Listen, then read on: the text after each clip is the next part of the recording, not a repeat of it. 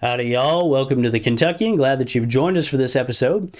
I want to talk about the Bud Light and Target boycott and debacle. There's the whole thing that's been happening with that for just a little bit. There's a lot of really good news there for sure, but there's several things we need to think about, and several things to be careful of, and we want to understand this situation a little better so we can make the most good of it as possible. I actually have already recorded this episode once, and it was longer than I intended, so I'm going to be trying to hit these points fairly quickly, and the longer version may be available on YouTube later, or it may will almost definitely be available on Patreon for my patrons if they'd like to check out that the longer version of this video. But if you like what you're seeing with the Kentucky, why don't you hit that like button, hit that subscribe button. They're both free, and really helps out my content, really helps out the channel, particularly helps visibility and those sorts of things. Trying to hit a goal of 1,000 subscribers. Y'all can help me do that, and let me know what you think of this episode in the comments below. So the first thing I want to talk about is, why do these things happen? Why do companies like Anheuser-Busch and Target and so on, I mean, there's so many others, Jack Daniels, Old Forester, a couple that I've also know of doing some of this similar political stuff. Why do they do these things? Why do they push these crazy, messed up political ideologies? I mean, it seems extreme, doesn't it? It's not just donating to a charity that supports those things and leaving it at that, right? They're actively pushing drag shows and putting, Dylan Mulvaney on beer cans and those sorts of things. Well, as we think about that, I got to set it up a little bit. Let me ask you this question. What are the main ways that businesses, especially corporations, stay afloat and make money and actually function as a business? Well, the first one you probably think of is sales, right? They sell product. That's true, but there's another side of it, and that's investing, loans, and stock prices, which are all very closely connected. Corporations are so bloated and so inefficient, along with some creative accounting due to the current business standard practice, the conventional wisdom on how businesses should be run and books should be kept and those sorts of things, investing in stock prices and loans and that sort of stuff, debt and those sorts of things, are very important to the economic health of a lot of these mega corporations that are pushing these things. Well, you may have heard of this, you may not have. There's this thing called ESG. It's short for environmental, social, and governance. And basically what it is, it's a framework and a very current and dangerous econopolitical trend, standard in a lot of ways, being pushed by governments, being pushed by a pseudo-government globalist organizations like the UN and the World Economic Forum and so on.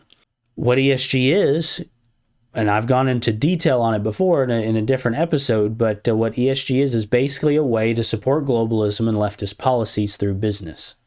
It gets more in depth than that, but that's what it does. It's very messed up, very progressive, and very dangerous. And those people are basically pushing this on companies, and companies are going along with it. Let me ask you this question now. Why do you think they go along with it?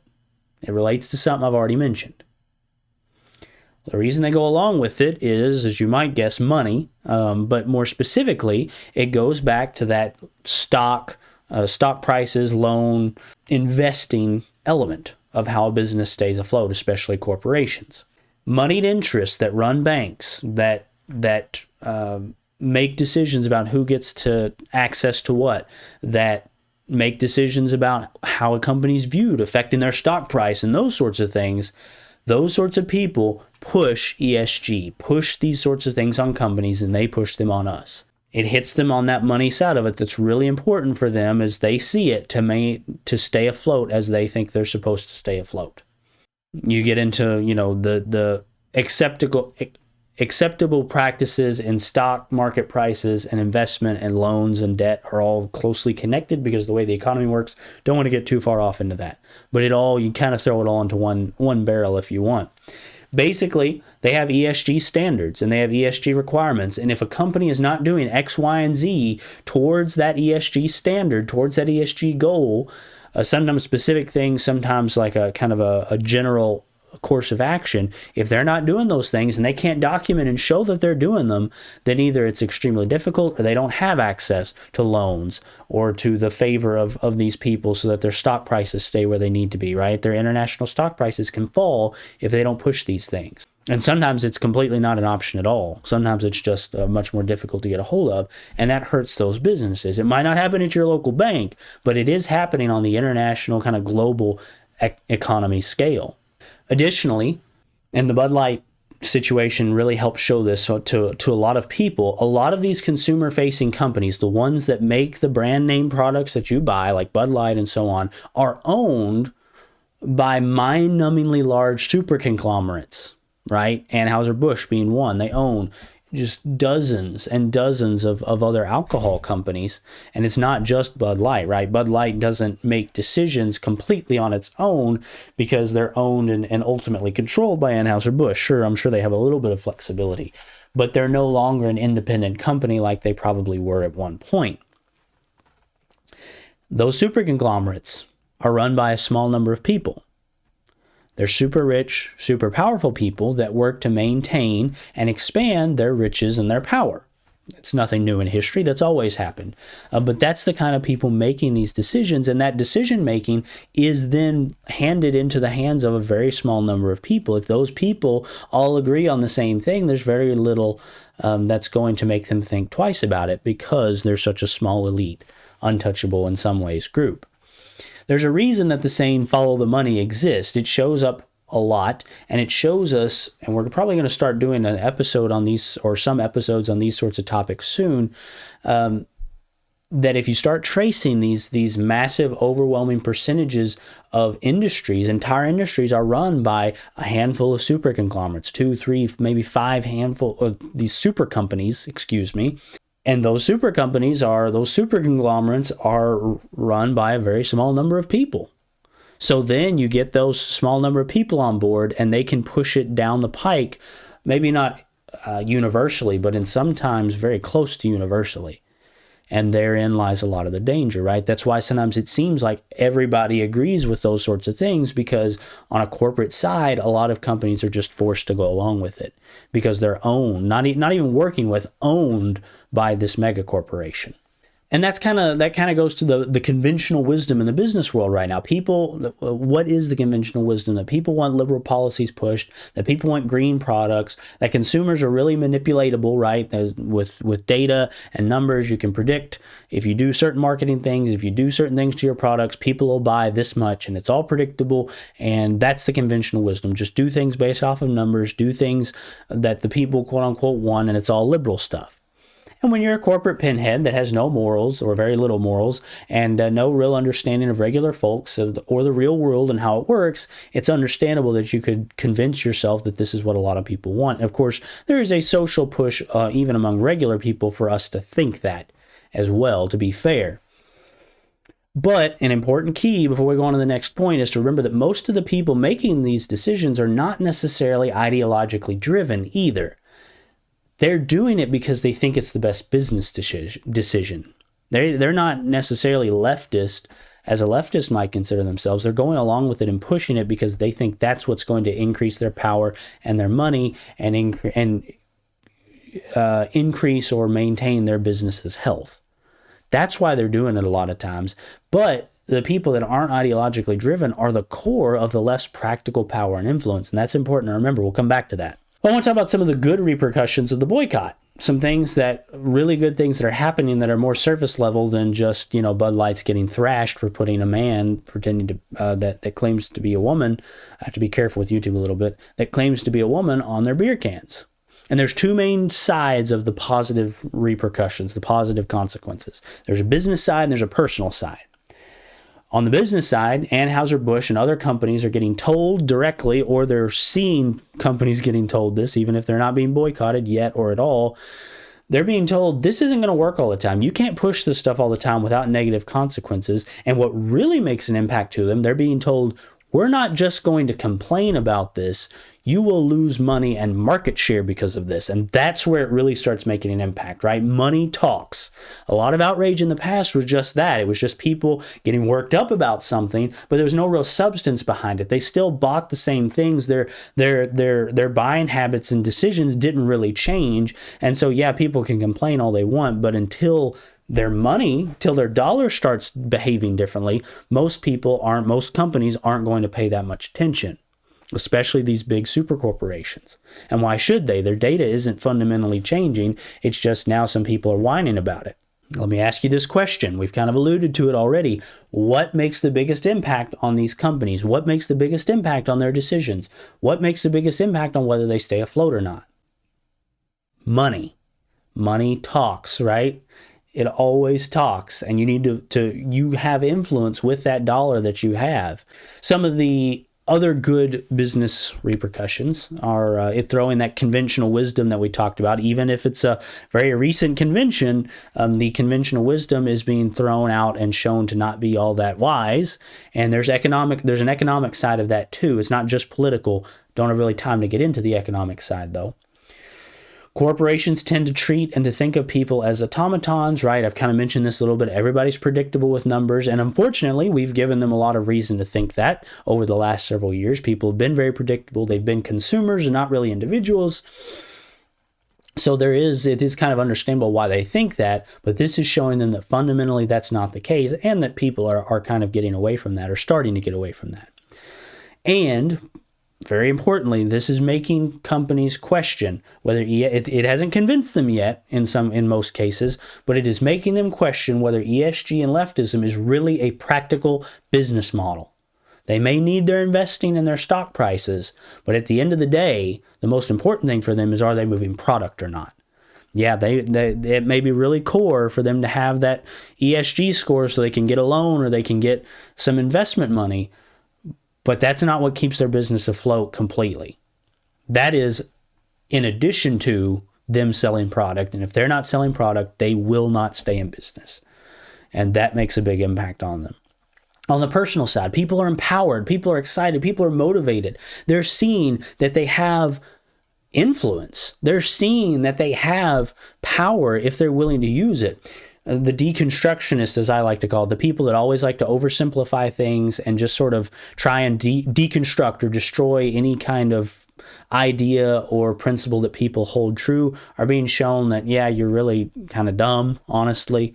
Oh, people would never people are too weak to stay with a boycott to actually make any difference or whatever. You can probably think of some of those things yourself. Like, well, not necessarily. This has already lasted far longer than anybody thought it would, or a lot of people thought it would. There are tangible results that we're looking at.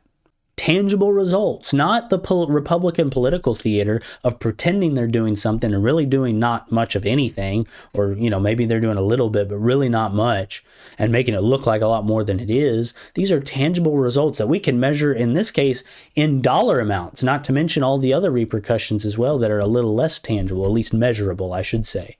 People are paying more attention in general. They're questioning things more. They're actually looking like, hey, wow, this isn't just Bud Light. This is being run by Anheuser-Busch, who owns all these different companies. Or, oh, why are they doing that? Oh, it's ESG. And now ESG is starting to get brought up a little more. Why these companies are pushing this sort of stuff. This builds political momentum. And individuals knowing that they can make a difference and actually doing it. It gets people motivated. It gets people like, yeah, let's get this going, right? One person steps forward and more start following them. One person shows it works and others start following them. And not only is it showing that individuals can make a difference, we're seeing it in real time. We're watching it happen. It's undeniable, even for the scoffers, right? It shows that our dollar, and this is, I guess, in a sense bad, but it's good that people know it. It shows that our dollar has as much of, if not more, impact than our voting. Honestly, I would argue that it has probably far more impact right now than voting, and whether that's a good thing or not, that's a whole different issue. But people are seeing that and understanding that. It shows that your actions do matter, not just your dollar, but you can make a difference, and that individual people doing what they can really can make an impact if people are willing to sacrifice, if people are willing to stick to it. It shows we don't have to take this filth. We don't have to just sit back and let it happen. We can fight back and actually make a difference. And understand, too, that the battle isn't lost, right? It's not already a decided issue. And there can be change about that, right? So then some other things. Where do we go from here, right? We're at a point, several weeks out. What should people keep doing? Well, probably most importantly, keep pushing forward. Keep up with the boycotts. Keep looking for other companies that need to be boycotted, whatever the case might be. What's going to happen, and this is where, I talked about it, companies questioning whether ESG and leftism are practical. Right now, it's just questioning, at least in I would say, the vast majority of cases. If it only happens to one or two brands that are doing some stuff, and it fizzles out after a few weeks, it is much easier for the business experts and the analysts and people to say, well, it was just a fad, and yeah, it hurt a little bit, but as per usual, people just went back to the way things were. We can get back to business as normal. And that's what we don't want to happen. If we want long-term impact, we have to keep up with it, and we have to keep expanding it. That's when it affects more than just a quarter or two or a year of fiscal growth or fiscal, numbers, and it actually affects whether they're going to stay in business or they're having to shrink and lay off people significantly. That's where it starts making a real impact. That's where they start seeing, no, this isn't a economically viable path, so we need to start looking for something else. ESG, leftism, this kind of stuff is not the way to go. But it has to be longer term. It has to really put the heat on them, and for more than just a few weeks. Now already, a lot of people would have said this wasn't going to last for more than a few days. Already, especially with Bud Light, it's lasted for a long time, and that's great, but we can't give up now. You have to keep pushing forward, right? Target, keep pushing, keep refusing to buy things there, and the more this happens, also, the quicker people are going to start coming around to it as well, because they're going to start panicking more and more like, hey, we've got to get our income back up, right? Don't be afraid to destroy brands and companies. They're peddling evil, and they're not American. It's just a matter of, most of them, the vast majority of them, aren't American. They just play off certain imagery and certain things to say, hey, look, we're American, we're patriotic, and for marketing purposes, because it's predictable that people will buy certain things or show certain favoritism if you do those things. They don't care. I mean, a lot of these companies these mega conglomerates aren't even American mega conglomerates. They're from Europe or other places. Support companies that either don't get involved in politics or actively support the right side, actively support what's right. And that makes a huge difference too. And there will be some sacrifice. I understand those things are more expensive. I get that. You may not be able to replace everything, but do what you can, even if it's a little bit. Do what you can and make a little bit of a sacrifice. Buying a more expensive product to avoid supporting a certain ideology or to go out of your way to support a certain ideology is going to speak volumes to the business analysts and the decision makers. It will, because, not only are they not buying our product, they're buying more expensive stuff to support something. We're taking note of that, because that, for them, is money signs. If we can get into that, that's where we'll make money. That's what they care about, right? They're business people. And remember, like I've said before, already more than once, money talks. Be intentional with your dollar. Think about what it's used for. You can make a difference with it. And also watch out for the Republicans and other politician type people that are using, or even media people, those sorts of things, that are using this situation as an opportunity to appear conservative. Pretty common to try and hijack those things to make yourself appear like something you're not, so you get more votes, so you get more subscribers, whatever the case might be. Just be aware of that. And then finally, I wanted to talk about a few long-term ramifications briefly. If we stick with this, the results and the implications will be massive and potentially history-changing. I mean, seriously, because it's about reversing and stopping a whole political momentum and direction. And if we stick with it and it keeps going well, it will slow and potentially even help reverse the moral and cultural rot that is so common and that these companies are helping to push. It'll continue to empower people and change in general people's attitude from it doesn't matter what I do to I can make a difference, to I can do attitude, to go out there and actually do what's right and make a difference doing what's right. It builds that political and social momentum, right? It'll bring more influence and power to the right if we stick with it as companies start to switch their allegiances, and it'll on the other side of that coin, it will fundamentally undermine leftism. Like I mentioned, most of their practical power and influence comes from these mega corporations that are not ideologically driven, they're economically driven. And supporting them and finding out that that hurts economically, that's going to pull money and influence from the left and take away a lot of their practical power, because at the end of the day, their ideas still aren't that popular. They're pushing them, but they're pushing them through these corporations and other issues and situations that we have talked about and we will talk about. And so pulling that money and that power and that influence really hurts them. And of course, if we can move it to going towards the right side of things, even better, right? I hope that you found this informative and interesting. Again, hit that like button, comment what you think down below. I really appreciate that you've taken the time to listen to this. And remember the social media that we have. I have a Patreon if you'd like to support me in a more personal way. And don't forget about our merchandise store as well. We have some really cool merch there. And remember, friends, as long as you and I are doing what's right, we make a real difference in this old world. It's been Ryan Dalton of the Kentuckian, signing off.